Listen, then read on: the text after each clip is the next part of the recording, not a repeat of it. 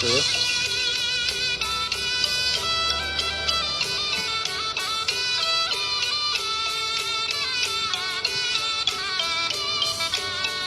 พัดลมยังไงดูตัวนี้พัดลม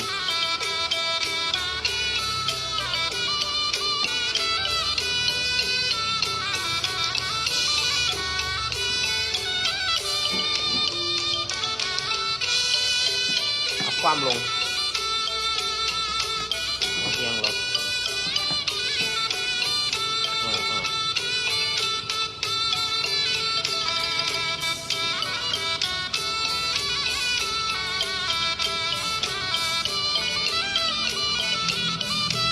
อเคแล้วกล้าขึ้นตึงรับละโอเค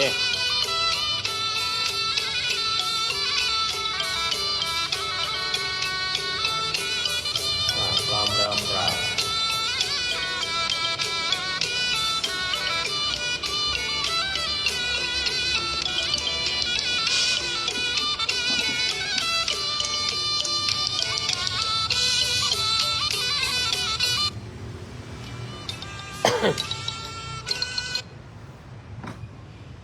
โอ้อารมณ์โยโสภะคะวะอะระหังสัมมาสัมพุทโธสวากขาโตเยนะภะคะวะตาธัมโมสุปฏิปันโนยัสสะภะคะวะโตสาวกสังโฆธัมมายังภะคะวันตังสัทธัมมังสัสสังฆังอิเมหิสการเรหิยัตถาระหังอโรวปิเตหิอภิปุวัชยามะสาธุโนอัมปันเตอัมภะคะวาสุจิรังปรินิพพุโตปิปัจฉิมาจนัตตานุกัมปมานัสสาอิเมสการเรตุกัตตปันนาการะปุเตปฏิคันหันตุอัมหากังติงกรตังหิตายาสุขายาอะระหังสัมมาสัมพุทโธภะคะวะ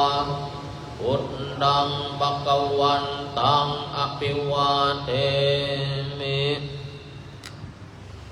สวากขาโตภะคะวะตาธัมโมธัมมังนัมมัสสามิสุปฏิปันโน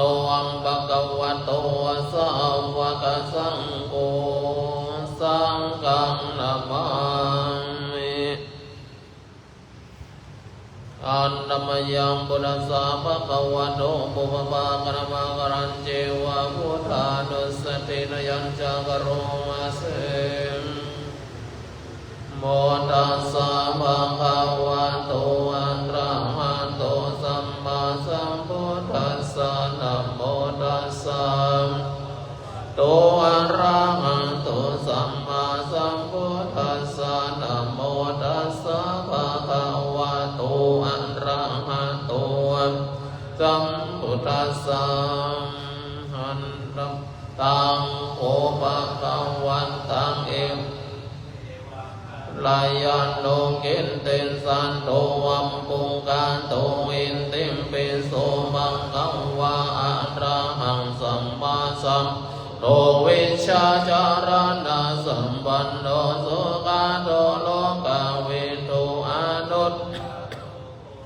สัทธัมมาสารถิสัทธาเทวมนุสสานังโตปังคังวันติหันธรรมยังพุทธาภิกิติงโรมาเสรามันตังวารันตาติกุณนาภิยุนโตสุตตาภิญาณังรุณังหิสัมมาปัตตันตุโมเสสิโยชุจนาตังกัมมะลังวาสุโรวันทาหังตัมมะสิราสาสินินดังพุทโธโยสัพพะนินังสารนังเขมาหุตตมังมาโนสาเทระนาวันทามิตังเสเรนาหังพุทธัสสะมิตาสุวะพุทโธเมสามิกิตโรพุทโธทุกขัสสะขันตัจจะจังอิตัสสะพุทธัสสะสาเรรัญชีวิตันจินทังวันทันตุหังจาริสามิพุทธเสวะโพธิตังนาติเมสารานังอัญญาพุทโธเมพระนังวารังเอเตนะสัจจังวันเชนะวันไตยังตุสาสันเนพุทธังเมวันตามาเนนายังปุญญังสุตังอินตาสัพเพปิอันตรายาเมมะเหสุสติชะสากายเยนะวาจายะวะเจตสาวะเทกุกัมมังปะกะตังมายายังพุทโธ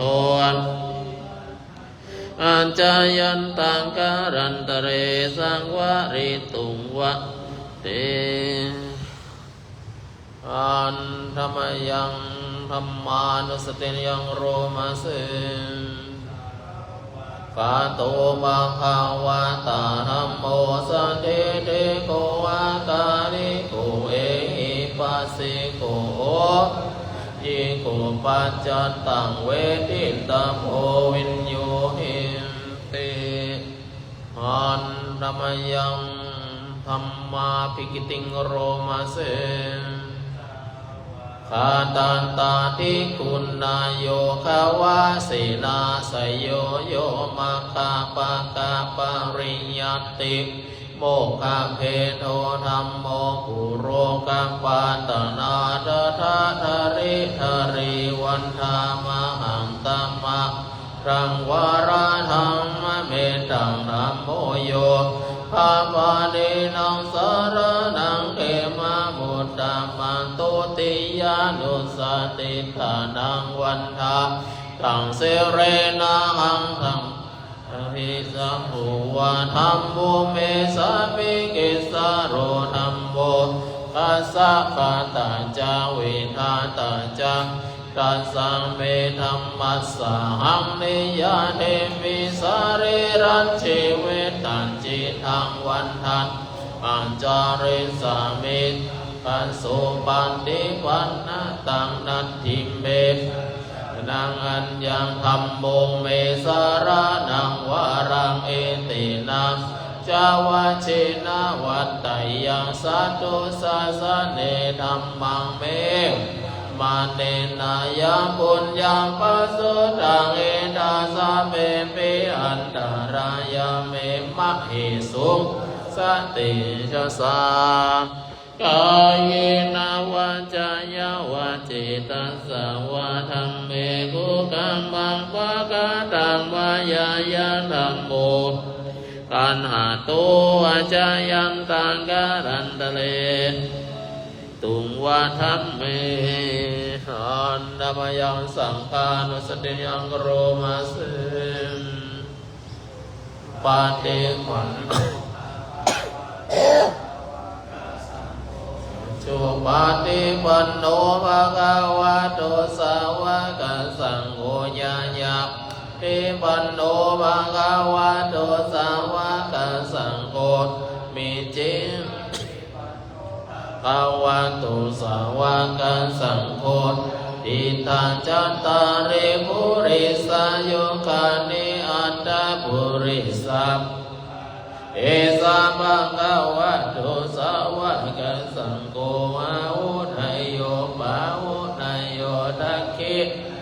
อัญจาริกรณิโยอนุตตรังปุญญาเกตังกัสสังติอันธรรมยังสังฆาปิกิติงโรมาสโชสุปันติปันติคุณาติยุตโตวิโทอาริยาภุงกาลาสังฆาสิทโธศีลานิรัมมาปวาราสยกายจิตธรรมหังตัมมะทากานังสุสุตังสังโฆโยสัพพะปะเนนัง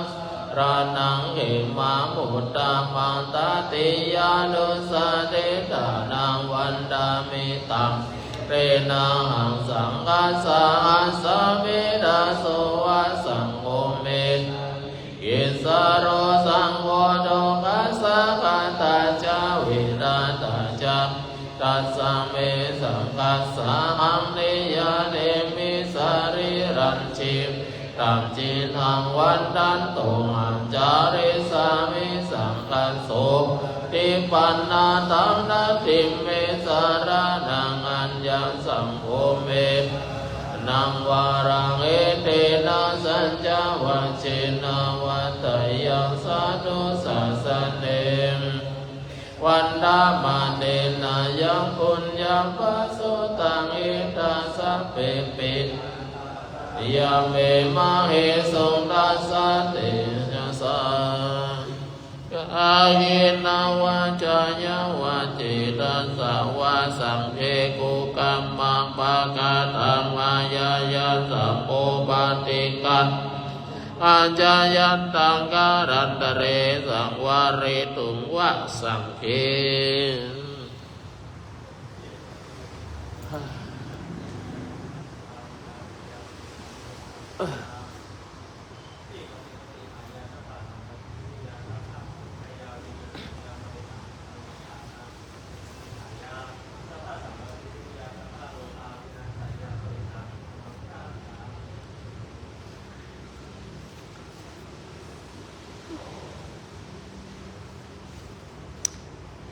นี่สวดกี่ค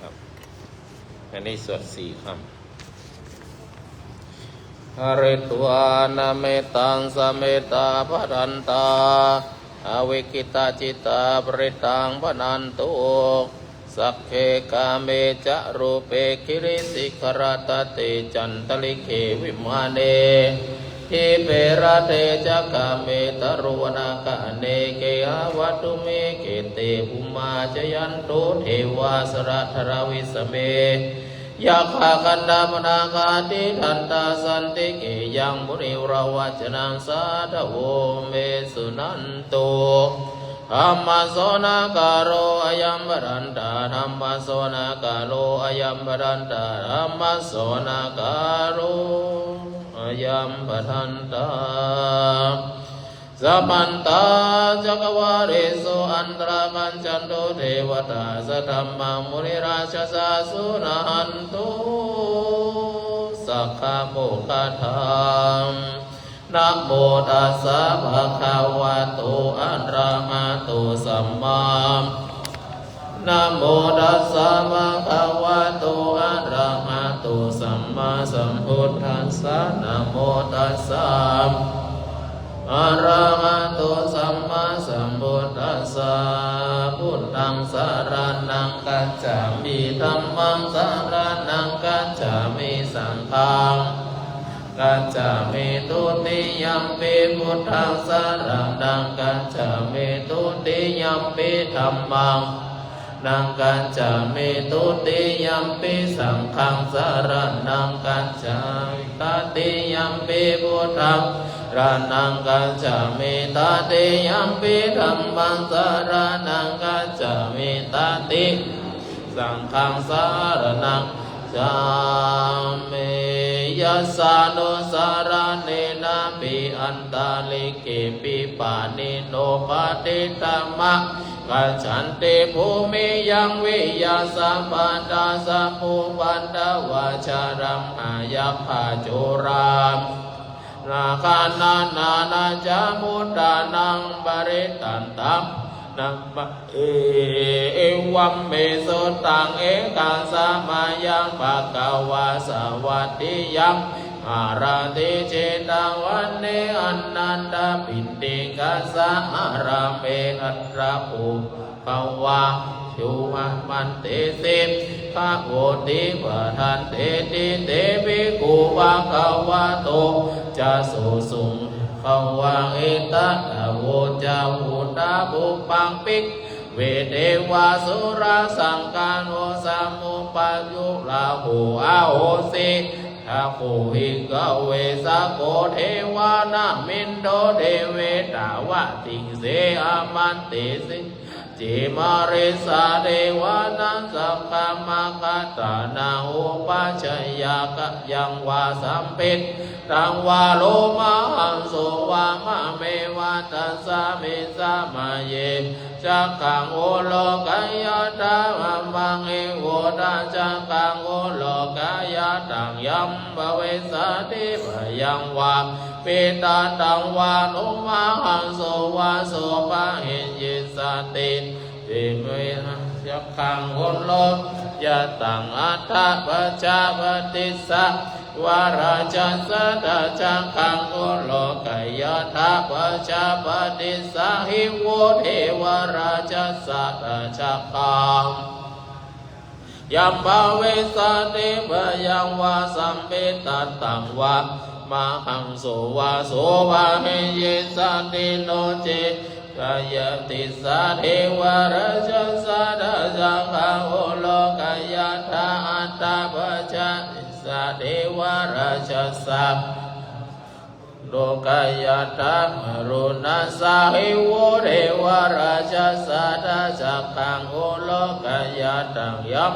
เวสาเทวายาวาสัมเวทาทังวาโลมาหังโสวาโสภะหิยิสติโนเจ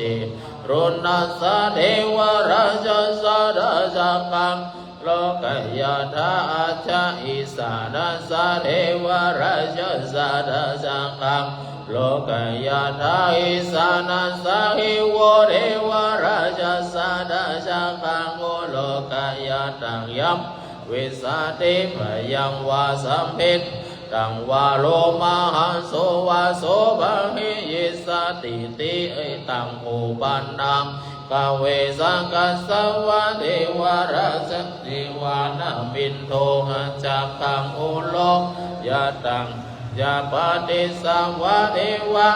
จัจจาตังจักขังโอโลกายะตังวรุณาสวะเทวราชัสสะตะจักขังโลกายะตังอิสานัสสวะเทวราชัสสะตะจักขังโลกายะตังยัมภเวสติภยังวาสัมปิตตังวาโลมาหังโสวาโส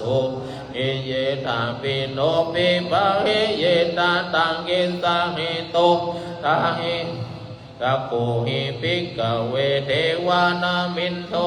ตาราโสอาเวตาโตโสอาเวตาโมโหเปโรสัมเพอุตตาราสีวารายิติอัญจโภวิกเววังวัฏามิสัจเจตุมากังภิกขเวรัญญาคาตานังวารุกามุราคาตานังวาสุญญาคาราคาตานังวาอุปัชฌยาภยังวาตังวาโลมาหังโสวามะเมวะตัสสะมิงสัมมาเยสลายาทาอิติปิโสมังคะวะอะระหังสัมมาสัมพุทโธชาจารณะสัมปันโนสุขโตโลกเวทุวาโนตาโรปุริสั มาสารติสัทธาเทวามนุสสานัง โตภะคะวะติมะมังหิโววิกเวอนุสารังตังยัมปะเวสาติภยังวาตังวาโลมังอังโสวาโสปังหิยิสติโนเจมังอนุสารยะตาอัตตะโนสารยะธาสวะคาโตภะคะวะตาธัมโมโกอาการิโกเอหิปัสสิโกโอปันนะยิโกตังเวทิตัมโมเวนโยหิติธัมมังหิโววิกเวอนุสารังตังยัมปเวสาเดวยังวาสัมปิตัตตังวาโลมาโสวะโสปังหิยิสติโนเจธัมมังโนสาลายาตาอัตถะสังฆังอนุสาลายาตาสุปฏิปันโนภควโตสาวกสังโฆอุชุปฏิปันโนภควโตวากสังโฆญาญาปฏิปันโนภควโตวากสังโฆสามิจิปฏิปันโนภควโตสาวกสังโฆญาติธังกาเลโมเรสาโยกาเนอันดาโมเรสามุกาลาเอสาภาวะโตสาวกสังโฆอาหุนายโยปาหุนายโยทักขิโยอัญจาริการณิโยอนุตตรังยักขิตังโลกัสสันติสุขังหิโวโนสาลังสังยัมบะวิสติยังวาสัมภิตัตตังวะมะหังโสวะโสภะมิยิสติปะปะหังสัมมาสัมพุทโธวิตาระโควิตาโดโสเวนะโมอะภิโลอะสัมภิอะโดตาระสิอะภะระเยเตเอตมะโวจาภะคะวะอิทังตัวนะโตรังเอตาดาโวจาสัทธาลันเยโลกาโวเลวะสุญญาคาเลวะกาโวอนุสาเรนะสัมพุทธังวายาตุมากาโนสิยาโนเจวุตังไรยาตาโลกะเทถังนาลาสะปะอัตตะธัมมังยาตะยานิกังเทสิตังขังอารายาตานิยานิกังสุเทสิตังอัตตาสังฆังรายาตาบุญญาขิตังอนุตตมังเตตังธัมมังสังฆัญจาภิกขโวภยังวาสัมภิตัตตังวาโลมาหังโสวะเมหังสังฆังสังฆังเสเรเตเตมาเตเตโจมหาปุณณปาริมิตาบุญญาการัสสะสัพพันตารายานิวารณะสมันตัสสะภะคะวะโตตุสัมมาสัมพุทธัสสะดาวะติสามหาปุริสารกันนานุภาเวนะอาสิตายานุภายัญจนานุภาเวนะราสัตตมังกลังภาเวนะสัพพันนาลังสิยานุภาเวนะเกตุมาลานุภาเวนะสัพพารามิตานุภาเวนะทัสสะอุปปารามิตาภาเวนะทัสสะภารามันตาภารามิตานุภาเวนะศีลสมาธิปัญญานุภาเวนะพุทธาอัมมานุภาเวนะสังฆานุภาเวนะเตชะนุภาเวนะกานุภาเวนะภาลานุภาเวนะยายานัมมานุภาเวนะจตุราสิติสังหัสสะ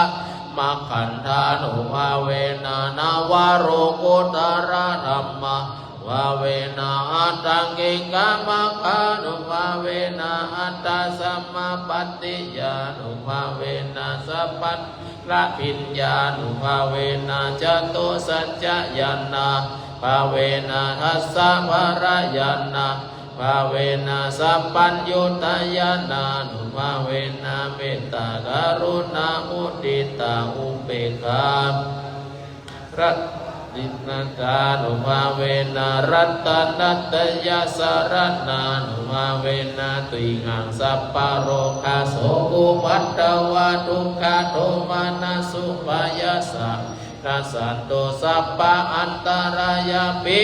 นัสสันตุนัสสะตุยหังสามิชันตุติกายุกะตุยหังโหตุเวนัสสัมมังกิงโกโหตุสัพพะทากัสสะปะปะตะวันนะภูมิขังคา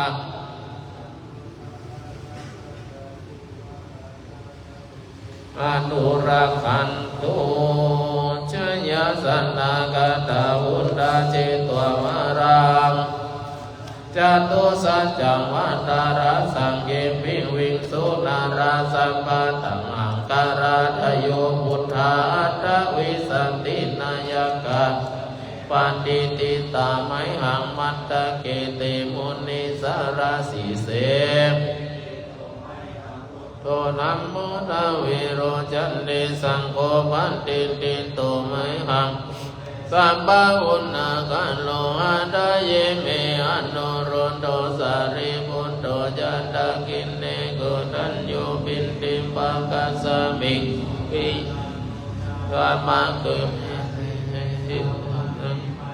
สัสุริมุนากัสสะโหจักนะโมวะสุวะมะโสนะเกเกสันเตปินติปังกัสสมิ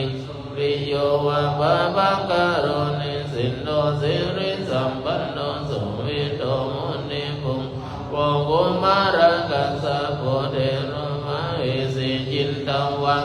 กุโสไมหังวัฏเตนิจังติตาสิหุนนาคันโลหุนโน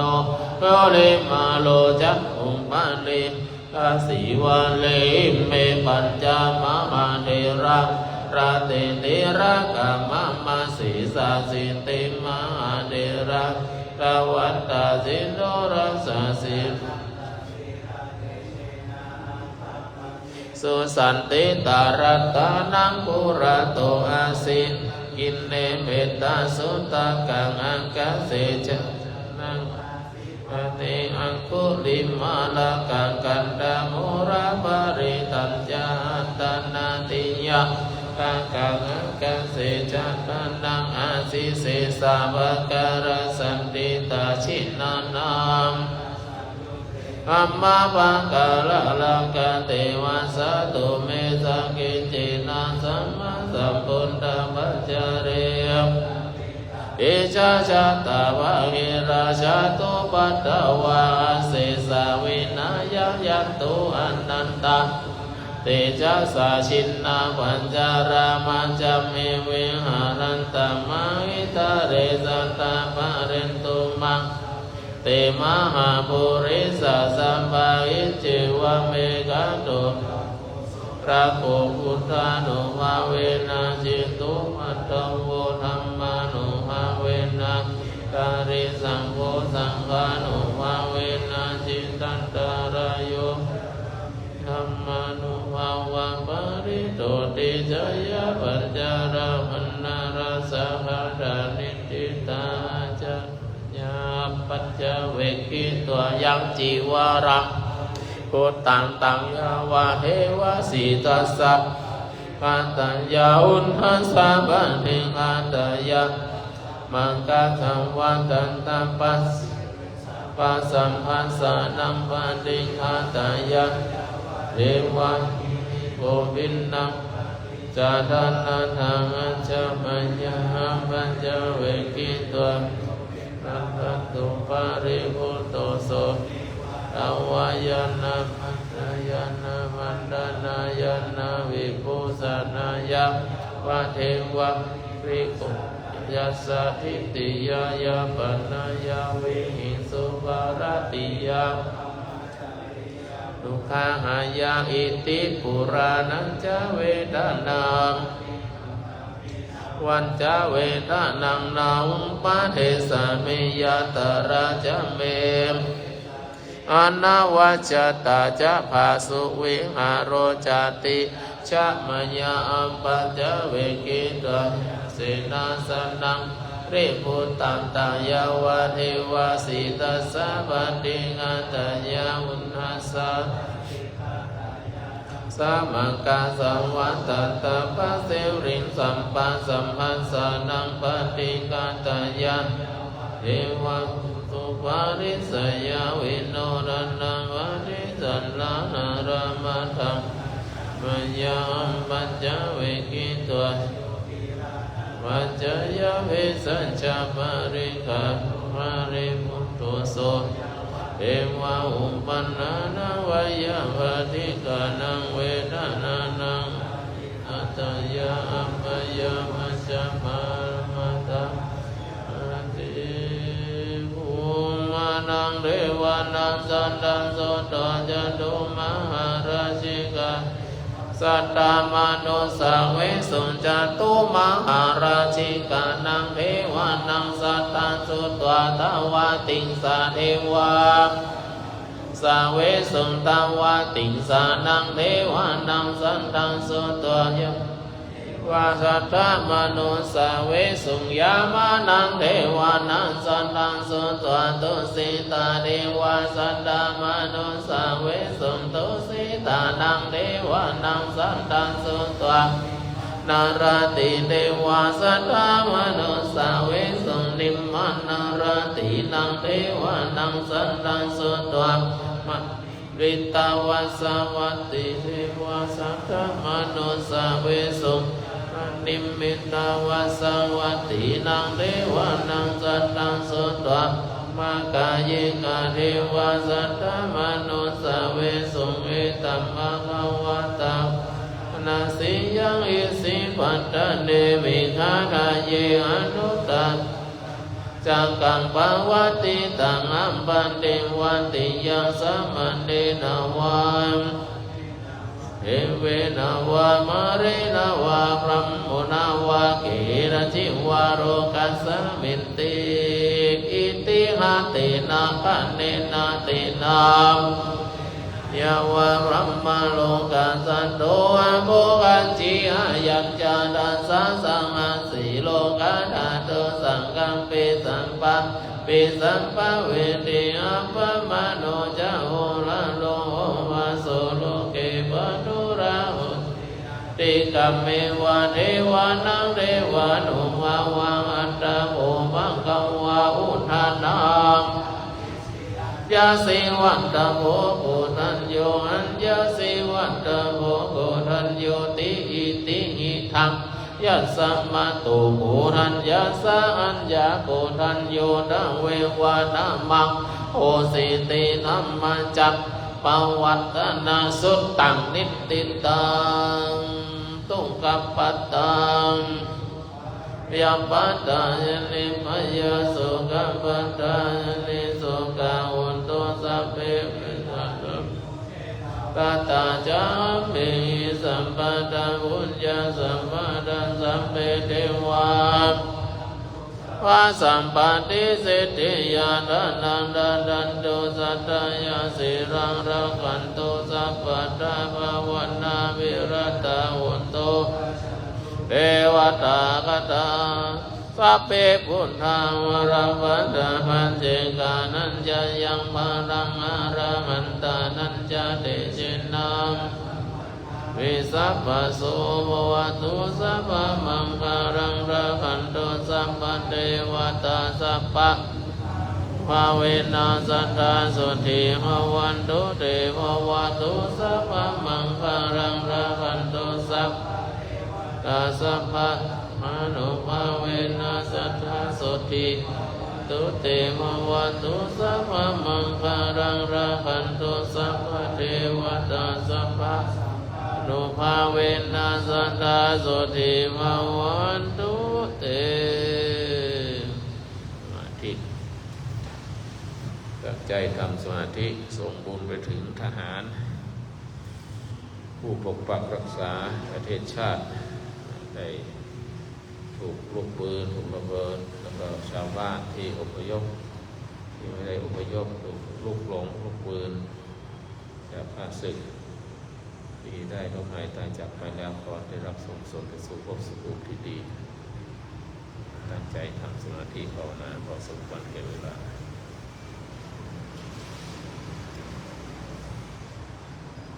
ครับ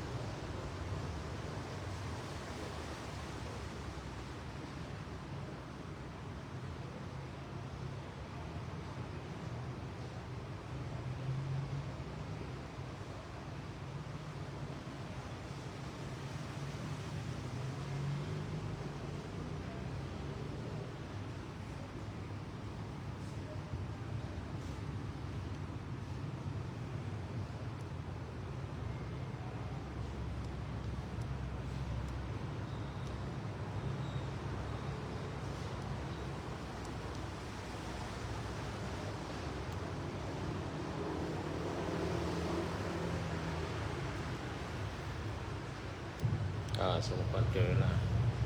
ก็ไปกรวดน้ำ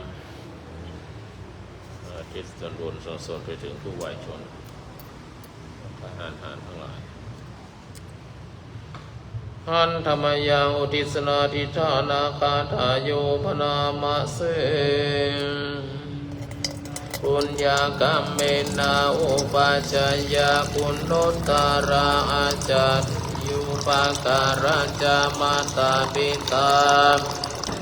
สุริโยจันติมาราชาคุณวันตานาราปิจาพรหมมาลาจาโลกาภาลาจเทวตายโมมิตามนุสัจจมัจจตาสัพเพสัตตาสุขีโหนตุปุญญานิปังกันตานิเมสุขังจันติวิทันเทนตุกิมปังปะเมตังอุมตังอิมินา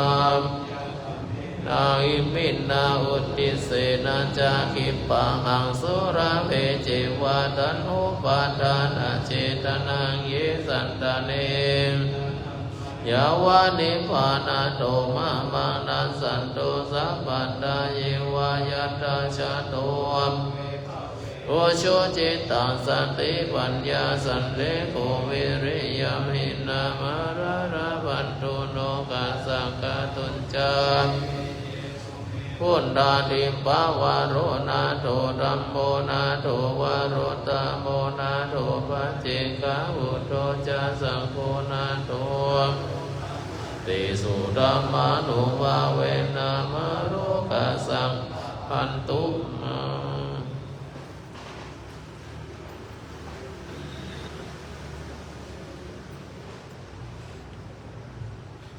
โมตัสสะภะคะวะโตอะระหะโตสัมมาสัมพุทธัสสะนะโมตัสสะภะคะวะโตอะระหะโตสัมมา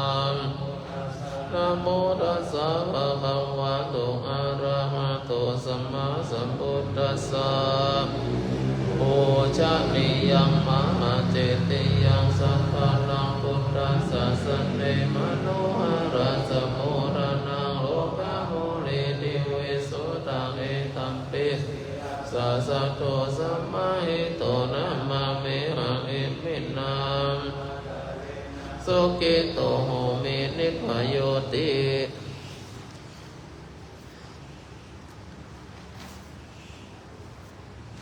วันตาเมวันเตสัพพังอปาราทังกมาระเมวันเตมยากาตังปุญญาสามินาอนุโมทิตาปัสสามินา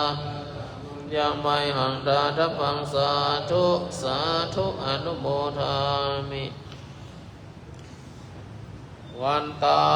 เมปุตตังสัพพังเมวะโตสังฆมาตเมวันเตวันตาเมธัมมังสัพพังเมวะโตสังฆมาตเมวันเตวันตาเมสังฆัง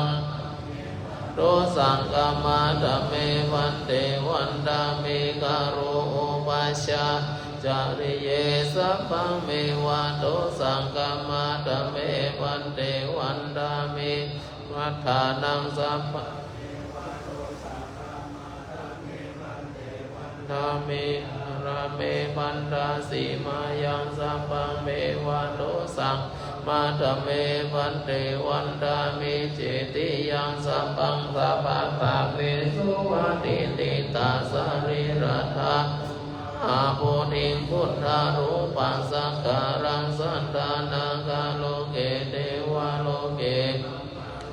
ชัมพุทิเปลังกาทิเปสาริราธาตุโยเกสาธาตุโยอะระหันตาธาตุโยทัพพุติจาตุราสิติสังหาเสธัมมะคันเดสะเปสังปะทาเจติยังวิสัพพโส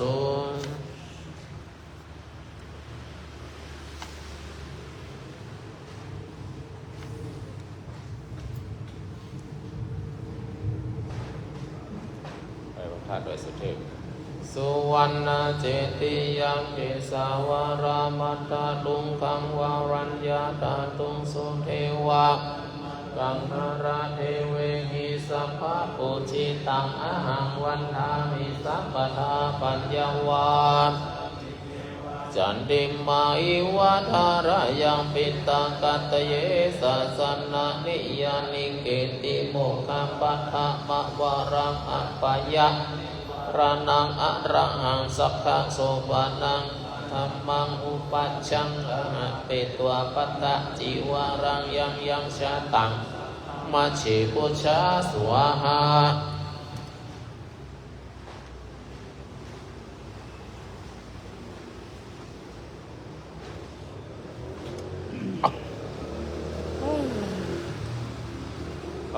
มีความสุขความเจริญอยู่ร่มเย็นสุขอันการทุกท่านทุกตนทุกองค์ทุกคนด้วยเถิดเน้นอะไรอยู่หลังเน้นเน้นนึกกลับกี่ครั้งนะหลังเน้นตีมเน้นหลังเน้นกลับกี่ครั้งครั้งเดียว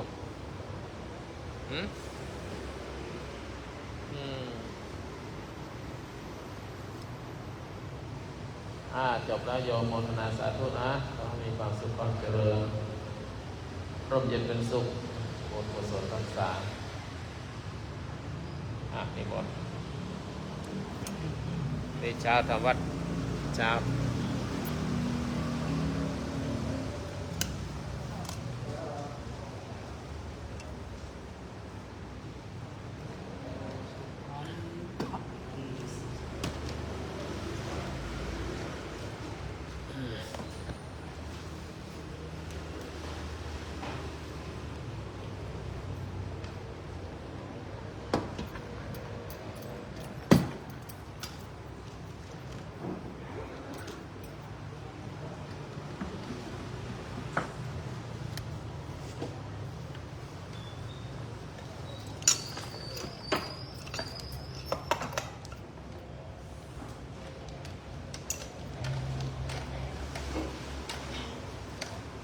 ลงไป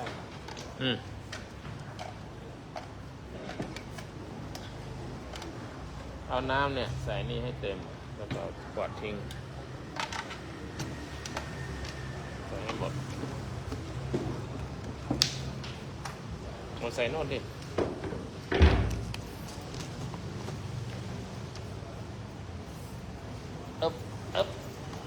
เก็บใครเก็บเนี่ย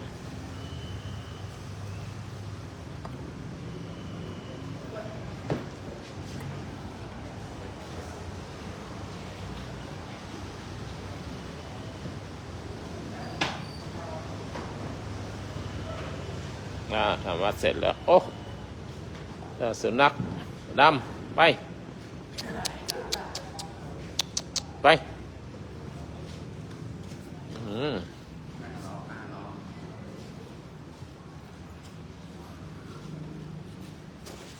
มีความสุข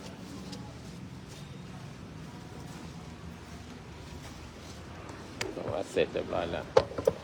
ทุกคนก็ยังมาร่วมทำวัดกัน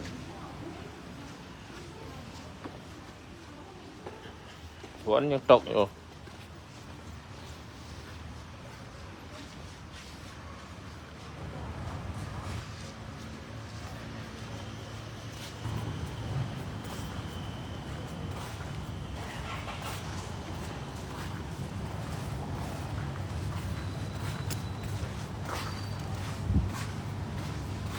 แอดลอกมอลียามค่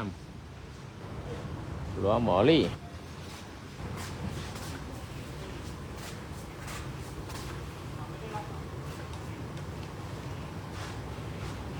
ก่อนมายัง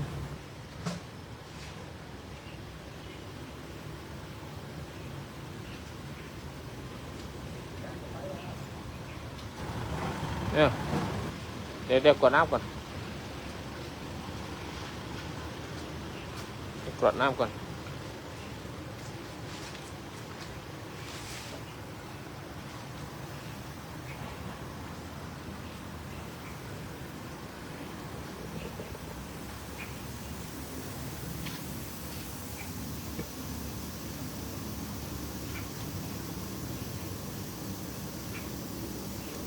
อิมินาปุญญกรรมเมนะ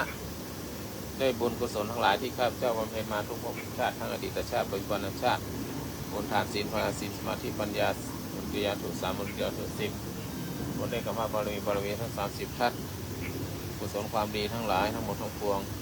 เป็นบุญเป็นกุศลไปหาข้าเกิดไม่เกิดที่สงฆ์ข้าพเจ้ามาเกิดผ่านครูผู้อาจารย์ข้าพเจ้านักกุศลผู้มีประการคุณข้าพเจ้าญาติที่ล่วงลับไปแล้วนะขอญาติทั้งหลายของท่านทั้งหลายญาติที่ล่วงลับไปขอเอ่ยนามเอง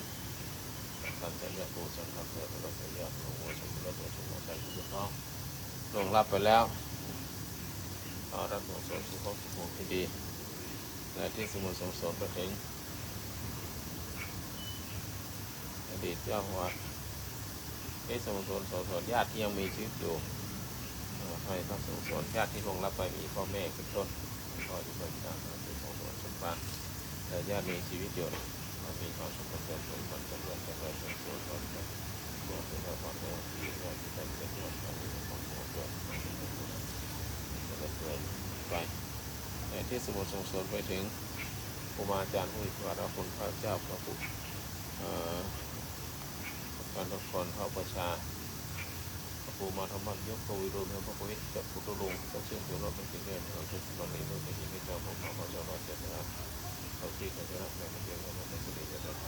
ำแต่ต้องเรียนรู้ด้วยความพยายามระวังตัวเองอาจารย์เราคุณอาจารย์อาจารย์อาจารย์ก็ได้ยินเดียวน่าสนใจดีสอนฟ้า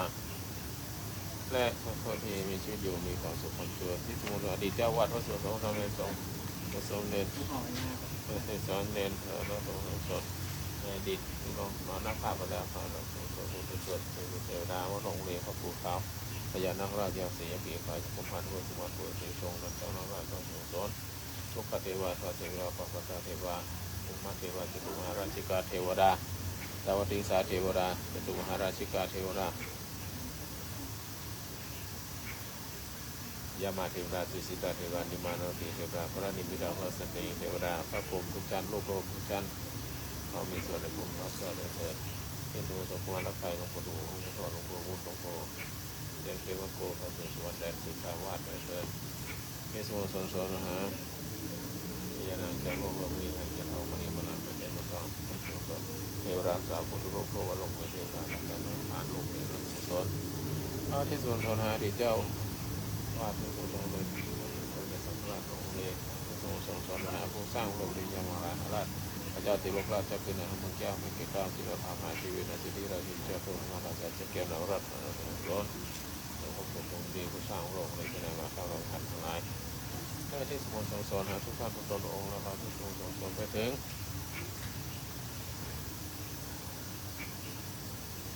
เราเบิดเราทรงเป็นที่สมุทรสอนหาทุกคนได้ทรงสอนนะที่ทรงสอนไว้ถึงอย่างส่วนราคาที่ทรงสอนหาอย่างตอน9ราคาที่9ของโซ่2ก่อนเดินนิพพานส่งยื่นไปตอนที่หาตอน9ราคาที่10พระราชินีพันปีหลวงพระมงกาวงทุกพระองค์ทรงพระเจริญจะต้องคนแสนสมบัติเกิดนานเท่านานที่สมุทรสอนไปถึงเจ้าพระหญิงพระเจ้ากิติยาภาของพระองค์พาทรงหายทรงรับประชวรเป็นพระกุศลสมเด็จสังฆราชอาเดชทอดหน่อผมทุกโลกพระสังฆราชทุกเหล่าชั้นที่ถึงสงฆ์ความเน้นเท่าไรในจับมีความสุขความเจริญที่สมุทรนายกพระปีคณะพระปีผู้บริหารประเทศคณะองค์มนตรีข้าราชการทั้งหมดเราทหารตำรวจตแพทย์หมอพยาบาลวาจารย์ทั้งหลายทหารที่อยู่ชายแดนผู้ที่พิทักษ์ประเทศชาติมีความสุขเจริญจิตอาสาทุกท่านมีความสุขเจริญ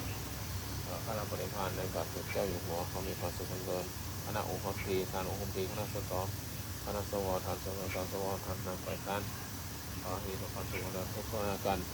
ขอสรรพสัตว์ทั้งหลายมีความสุขเจริญขอมนุษย์ทั้งหลายทั่วโลกมีความสุขเจริญอย่าได้ผมเห็นรายได้เกี่ยวกับและก่อภัยตกข้ามขอสันติสุขจงบังเกิดขึ้นในโลกขอทหารที่เสียชีวิตในสงครามชายแดนไปสู่สวงสวรรค์ชั้นฟ้าทุกคน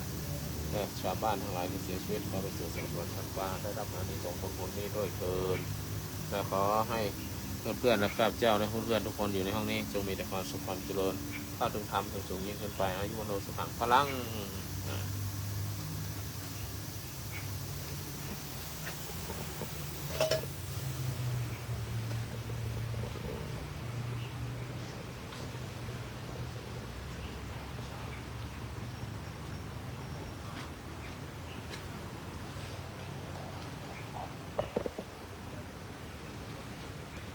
ข